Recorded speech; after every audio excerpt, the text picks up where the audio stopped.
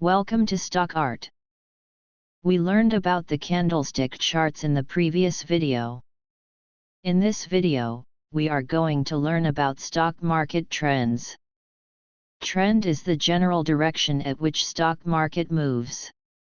Generally, it continues over a period of time. Various trends in stock market are uptrend, downtrend, and sideways.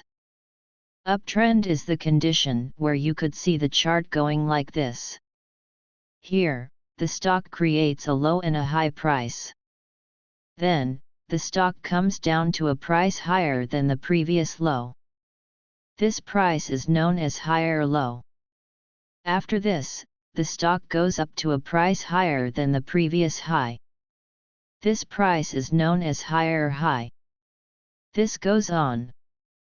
As a result, the price of the stock goes up over a period of time. This phase is therefore known as the booming phase.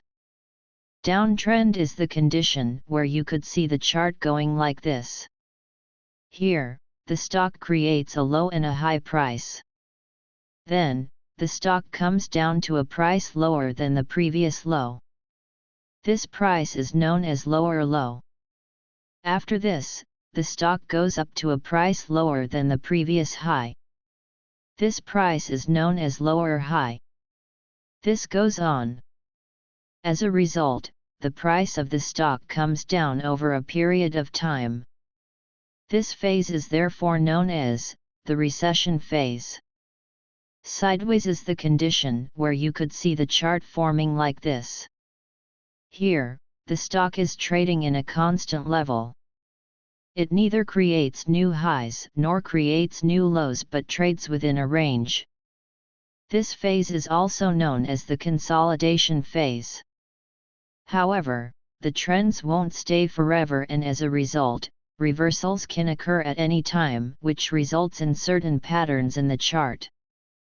So, what are patterns? To be continued.